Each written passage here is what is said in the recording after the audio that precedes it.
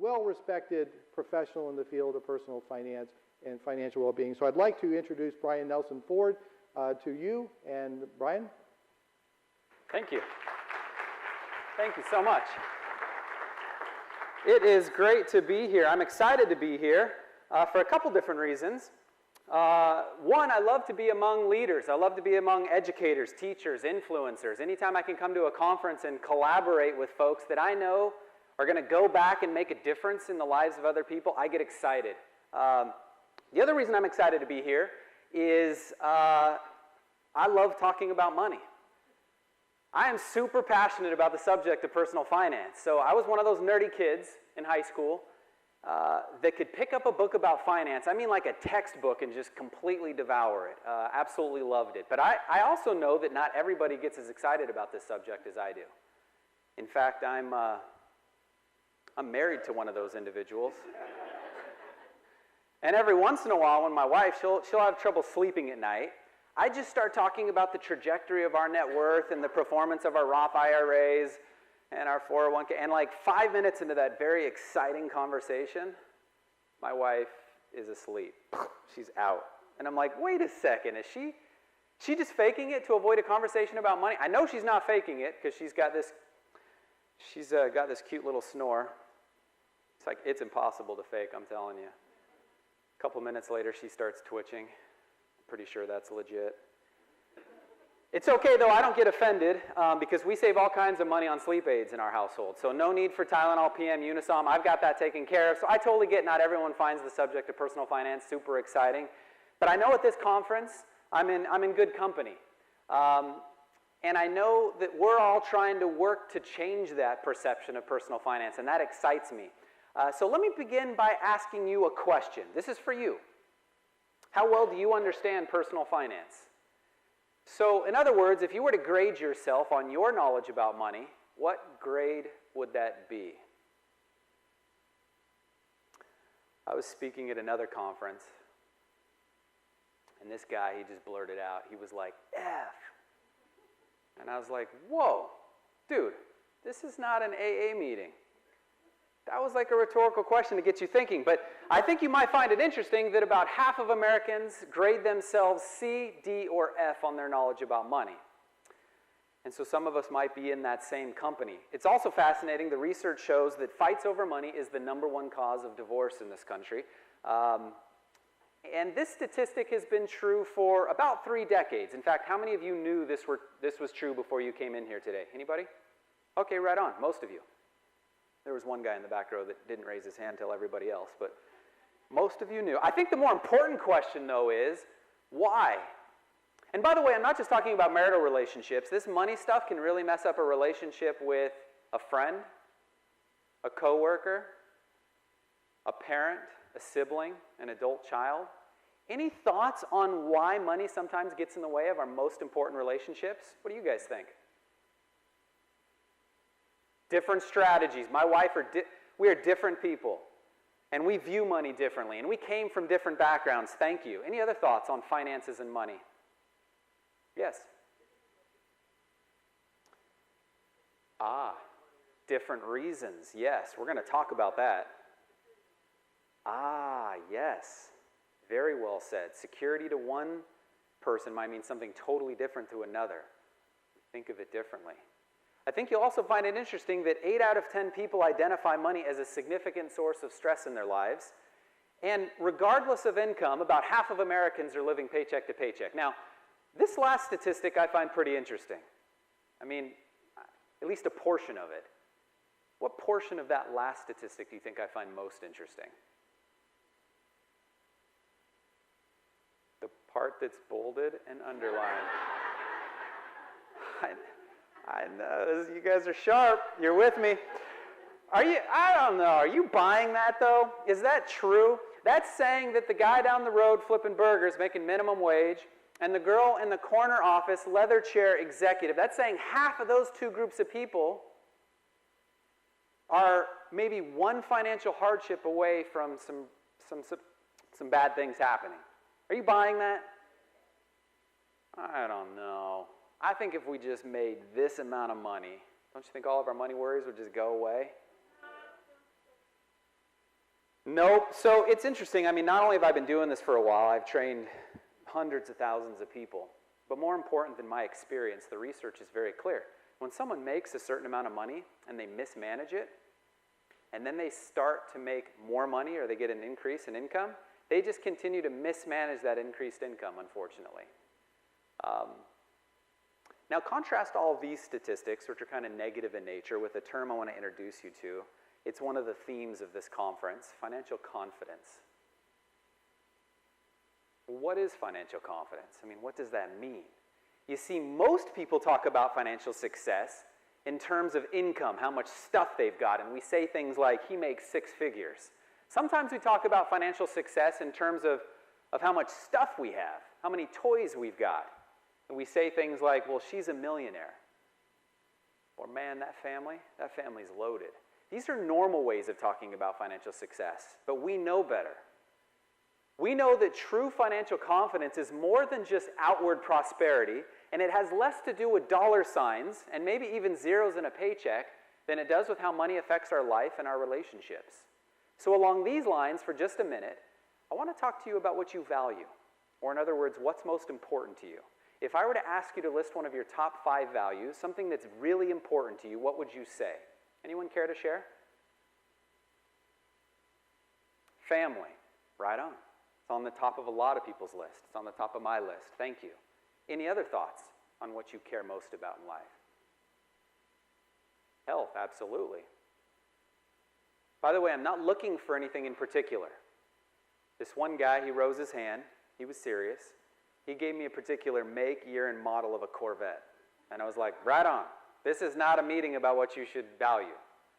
We're not at church. It's okay to say what you want. Look, I can tell you that if you come to my household, my 4 little Rugrats, they are wearing hand-me-downs. I don't give a hoot what my kids wear, but my wife and I, we're actually going on a Mediterranean cruise in a couple weeks. Don't judge. What I'm trying to say is I love to travel.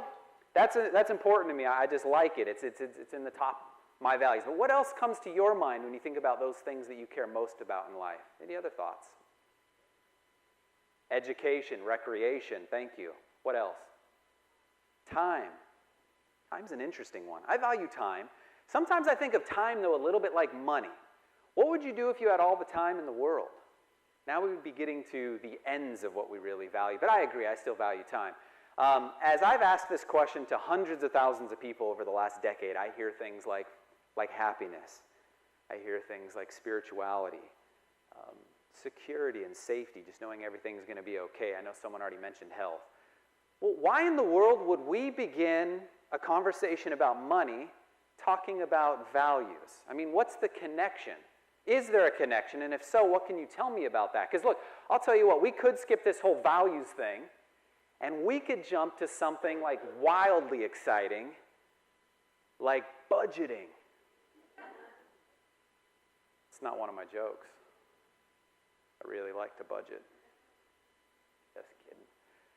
Any thoughts on the connection between the things we care most about in life and the way we manage our money? Is there a connection? And if so, what can you tell me about that? Yes, I love that. More options. I love that. You make better decisions, more options. Any other thoughts on the connection between values and money?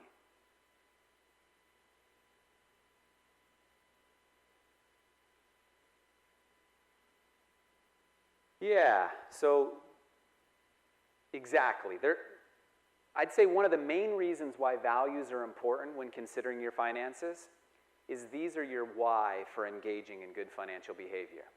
Because if you don't get some of the stuff that we're going to talk about in this conference, and if the students don't get some of this stuff, everything else that they care about in life won't go quite as well. In fact, if you get some of this stuff, more importantly, if you apply it, everything that you care about in life will be made better. So there's kind of that, this is the why. But there's another reason, and I think the easiest way to describe this is, what if I asked you to list your top 20 or 30 values? If we really took time to do that exercise. That's pretty difficult, because your top 5 or 6 values, these are big things, like family and freedom and whatever church you go to. But when you get to number 13 and 14, you will have to really start thinking. You'll be scratching your head and thinking, and you'll have to list more everyday type things, but things that still matter to you, like air conditioning in July at ASU. I think they're ASU folks. Things like that. But if you fleshed that list out and said, hey, I got my values, I know what I care about in life, I'd say, fantastic, you just created your first meaningful budget. So we kind of were talking about budgeting. One of the keys to finding happiness with your money is we need to stop spending it on things we don't really care about in life. And it's easier said than done. But we want to make sure that the things you care about in life and your money are in harmony. And if they're not, there might be greater room for money happiness, for financial confidence. Something to think about. So now I want to talk about how you actually achieve financial confidence. I mean, what's the knowledge and behaviors that separate those people who achieve financial confidence from those who do not? And typically what I'll do is I'll start talking about financial principles. I'm only going to talk about that for a little bit, and then we're going to shift gears and talk about students. But for just a moment, I want to talk about two principles just for you. They're simple principles, so stay with me. These aren't complicated.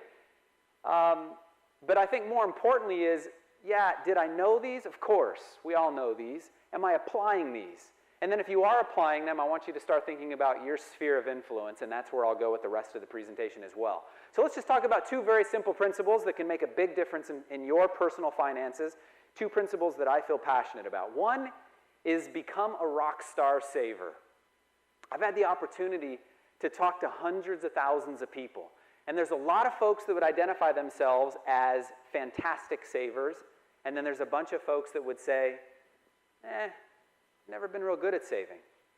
So let me ask you this question, just answer it in your head. Are you a rock star saver? Are you fantastic at saving money? Yes or no, in your head. What's interesting is not everyone is born a great saver. There definitely are people that are more inclined to saving. We get that.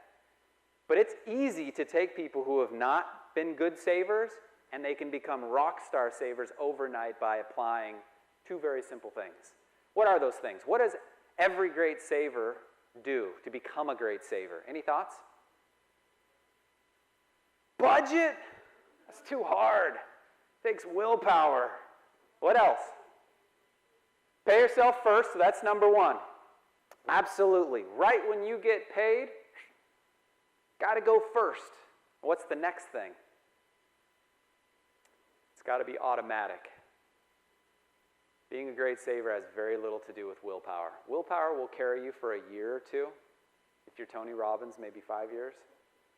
For most folks, me included, man, I just automate as much as possible.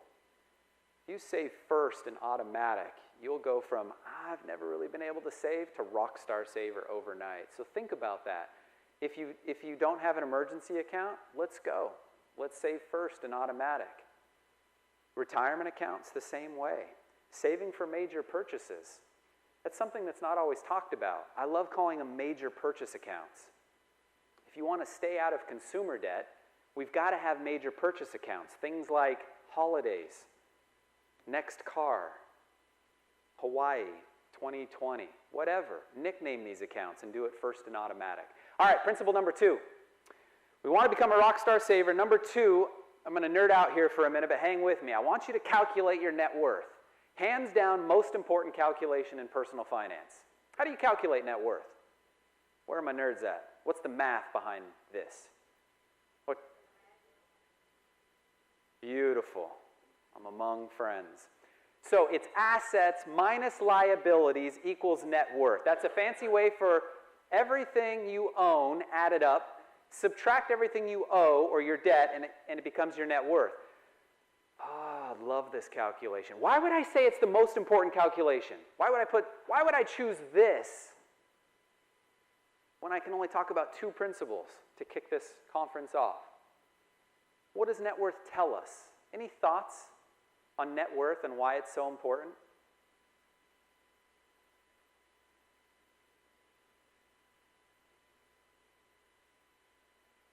Okay, I like that.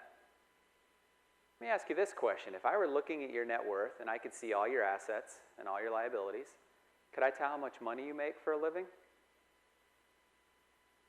The most important calculation in finance, you're telling me that I can't see your income? You're right. No income. I've looked at some people's net worth, and I've been like, hey, this is fantastic. For your age, you're doing all right. Give me 5. What do you do for a living? I'm a nurse. I teach high school. You see, nurse or high school teacher reaching financial confidence and having a high net worth, that doesn't make the nightly news. That story does not have enough drama in it. It doesn't sell commercials, but there are people who are doing it. But I've also then looked at, this is a true story, looked at this other dude's net worth, and I was like, my man, for your age, this is bad. You realize that's a negative number, right? He's like, yeah. And I was like, what do you do for a living? And he said, well, I'm an executive of a good-sized company. I was like, hopefully not the CFO. It's bad. So it's independent of income. But the reason why I really like net worth is by tracking that net worth, you'll have to live by so many other good financial principles. You can only grow your net worth by doing 2 things. You can either increase your assets or decrease your liabilities. Let's go. And those who want to kick butt do both. But the reason I really love it is because it's real. It's because it's the truth. It's honest. I think as Americans, we need to start getting honest about our personal finances, and net worth will help you get there faster than anything else. In fact, I was at this conference one time, and there was about 300 people in the crowd, and I was like, why do I love net worth so much? I was like, come on. Finally, this one guy in the back row, he stood up, and I was like, okay, that's not normal. People don't stand up to give me answers. And then he put his hands to his mouth like this, and I'm like, oh, man, this guy needs attention. What's he going to say? I was like, all right, why do I love net worth so much? And he shouts, he's like, because it tells you the truth. And I was like, holy smokes. I was like, that's exactly right. I'd never had anyone say it with like that much excitement and authority. I got pumped, and I don't know where this came from, but I pointed back to the crowd, and I was like, and the truth will? All 300 people were like, set you free. And I was like, yeah. I'm telling you, this was like awesome. They were pumped. I was excited. Pretty sure I heard some amens. We were just talking about net worth. But like I said, it's the truth. Some of the wealthiest looking people that you know actually have a negative net worth. And behind that big, beautiful door of theirs, sometimes they're screaming inside, and their relationships are struggling because of it. Man, do they look cool, though. But you can't hide behind the net worth calculation. It is the absolute truth. So I'd recommend you calculating it for yourself and then watching that baby go up, and you'll know you're moving in the right direction.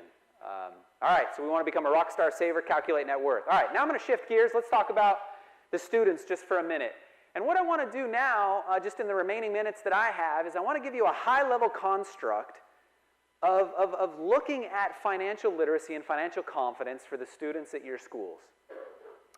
Hopefully this will give you an idea to filter the information that you get from the rest of this conference, because you're going to get a lot of wonderful things. How do you make sense of that? How do you bring it back and explain it to others?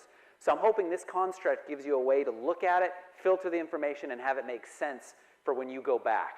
And here's the model. I'll give you a couple different models, but the first model I want to give you is a way of constructing these things. It's the way that I create financial literacy for large companies. So I've personally rolled out probably over 300 workplace financial wellness programs for big companies. I did it for SunTrust before SunTrust actually purchased my company. I've done it for eBay. We've done it for Zappos, Home Depot, Delta. Thousands of employees. And whenever I create a financial literacy program, whether it's for students, whether it's for adults, whether it's for, Generation X, baby boomers, it doesn't matter. This is the model that I use. Anything I build, I follow this model. The first thing I want to do is inspire people. Next thing I want to do is educate them. And then I want to equip them. So it looks a little bit like this. Inspire, educate, and equip. We always like to jump to equip. And you'll hear a lot about equipping in this conference because that is important. It's where the rubber meets the road. It's the tools, it's the technology. And that's important. But man, technology without inspiration and education is like without a soul. Not many people will use it. Tools are great, but tools don't always change behavior. What I found is that principles change behavior. We want to focus on principles. But before we can even focus on principles, we got to get their attention. We got to capture their heart. There was a reason why I started talking to you about your values and had you think about the things that are most important. There's a reason why we try and incorporate humor. I know I'm not very good at that, but we try. We want to capture people's hearts. Then we can educate their mind, especially when it comes to personal finance. We've done studies on why people don't engage in financial literacy programs, and one of the things is they think it's going to be boring. That one hurts my feelings, but it's true. So we want to inspire folks. Anytime you can sprinkle in humor, it's a good thing. Hope is always a good thing. Anything that you can do to get someone to be hopeful that their financial picture will be better tomorrow than it is today is a part of inspiration. So think about, as you look at these programs and what you're going to do, how do you inspire folks? Then how do you move to education? And what I would encourage you to do with education is, I've seen a lot of people develop a lot of different financial literacy programs, and it's very easy to find ourselves by just putting out a website and having lots of really good tools. And that's good. I'm not saying that's not. Think about some type of a program that the students can make sense of those tools. Why would I use this tool instead of this one? And there's so many great tools in education on this site, but I don't even know what I don't know, and I don't know where to start. Programs within education give context to students. So I don't know what that means for your university, but whatever's most important to those students, maybe it's a 4-step process. And step 1 is this, and step 2 is this. Give it some confines so that people can wrap their minds around it and say, yeah, I can see myself. I'm good with step 1. I'm on step 2. What tools and education do you have for that step? And then move me to 3 and 4. Instead of just a bunch of education that's out there and then folks struggle to know how to make sense of it. That's what I would at least give you an idea when it comes to education. And then equipping is where the rubber meets the road, and you'll hear a lot about that at this conference. What kind of tools can we provide students to make the behavior change sustainable long term? This is where the technology comes into. So I want to talk about 2 groups of students, and then I'm going to give you a couple ways to measure, and we're going to wrap up at least this presentation. The way I look at it is, and you know this even better than I do, but as I prepared for this presentation, I kind of think of short term and I think of long term. The way I define short term, it's folks that need help right now, and if they don't get it, they're going to have to drop out of school. It's putting out fires. And I know we deal a lot with that, and you guys are on the front lines, and I commend you for all the good work you're doing there. How can we inspire, educate, and equip folks in that short-term area of we got to help them right now, or else their education will have to be put on hold or may not even come back to? And then the second one is more long-term, which is, look, if they're knuckleheads and they don't manage their finances well while they're at school, they'll be able to stay in school. But what about long-term? What kind of long-term, what does that mean for their family when they get married? We already talked about how half of Americans are paycheck to paycheck. 8 out of 10 people identify money as a significant source of stress. It's the #1 cause of divorce. What are we going to do long-term to help our students not only graduate with understanding their field of study, but being happy, well-adjusted citizens that contribute to our communities because they have their financial houses in order? And so again, another way just to kind of bifurcate and look at the way that you look at programs and, okay, yeah, I'm dealing with short-term or long-term. And then just kind of, I want to kind of talk about really quickly about measurement and give you 3 things to think about when it comes to measurement. These are the 3 levels of measurement that we use with big organizations that are trying to get their employees in a better place financially. And that includes some universities. So we've applied this. The first level, I call this level 1, is simply satisfaction and utilization. How satisfied are the students with whatever you're putting out there, and how many are utilizing it and to what extent? Level 2 is simply behavior change. Are they actually taking better behaviors? Are they making better decisions and subsequently better behaviors? And number 3 is return on investment. You're going to fund this, And is it making a difference to the universities in which you represent? Now, a lot of people want to jump right to there. And that's okay, that makes sense. But I can tell you, if you don't have people using it, and they're not happy with it, and it's not changing behavior, you can forget about a return on investment. They actually are in order for a reason. Focus your efforts when you start measuring these types of programs on, have we built something that people are going to use? Are they happy with it? And then is it changing behavior? Are we making a difference in their lives? And then can we quantify for what that means for our university? All right, quick recap. For you, I want you to become a rock star saver, and to do that, we need to save first and make it automatic. If there's something you can do for yourself, maybe a relationship you're in, maybe it's an adult child you currently have, but how do you become a rock star saver? Number two, I want you to calculate your net worth. Just by understanding that one number and then watching it go up, a lot of other good financial behaviors will fall into place. For your students, I kind of gave you a construct to think about how to then look at all the different presentations you'll hear over the next 24 hours. Think about inspiring, educating, and equipping the students. Think about that short term, that long term, and then measuring it. Those three levels of measurements we talked about: satisfaction and utilization, behavior change, and actual return on investment. I'd like to conclude by just telling you about a student. This student walked onto campus as a freshman for his undergraduate in 1998. He walked onto campus with high hopes. He was excited. He not only wanted to study business, but he wanted to become a better person. He really wanted his university to help him be successful for the rest of his life. He was worried, though. He came from a family where his parents had filed for bankruptcy about 10 years earlier. His parents almost got a divorce over finances and fought constantly over it. And so reality, he understood what reality was. He could barely afford being at university, didn't know really how to go about getting a grant, was scared to kind of fill out the paperwork. And as he started his business classes, he realized, he was learning about marketing and about advertising. But he quickly realized that he had problems with spending. He wasn't able to say no to the marketing and advertising of the world when he was learning how to create it for others. He also, in business, was learning about balance sheets. He was learning about how to make budgets for companies, but didn't know how to balance his own finances and budget his own finances. And so he quickly realized he was ill-equipped. And then he signed up for accounting in his business major. He had an accounting professor who talked about accounting, but then said, you know what, a balance sheet? What is that for a personal individual like you guys?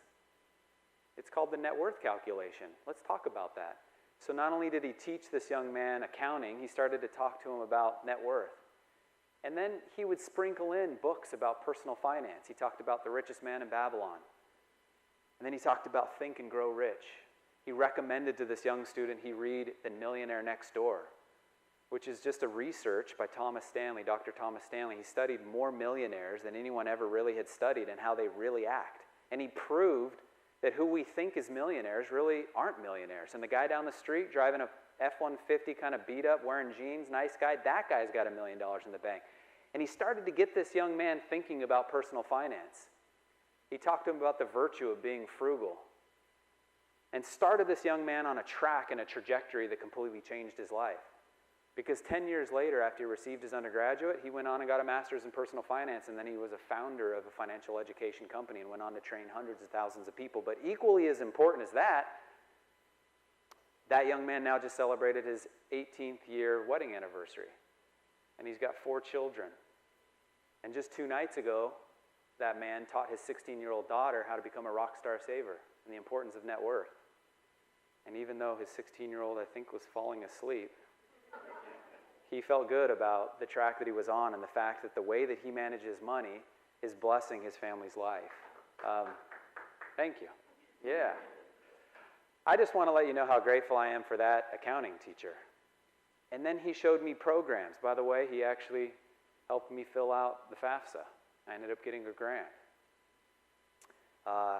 And that one teacher made a big difference in my life because he showed me other resources and programs that were available at my university that made a big difference. I'm grateful for that accounting teacher. He made a big difference in that young man's life. I think as a country, I think we're going in the wrong direction when it comes to managing money. And when I say as a country, I'm not talking about Washington. I'm talking about us in this room. And if we want the world to change in some way, we must first expect that change from ourselves. You guys were awesome. Thank you for laughing at some of my silly jokes. I wish you all the best of luck on your road to financial confidence. Thank you.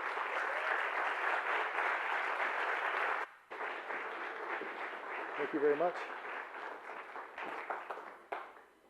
Brian, great job, great job.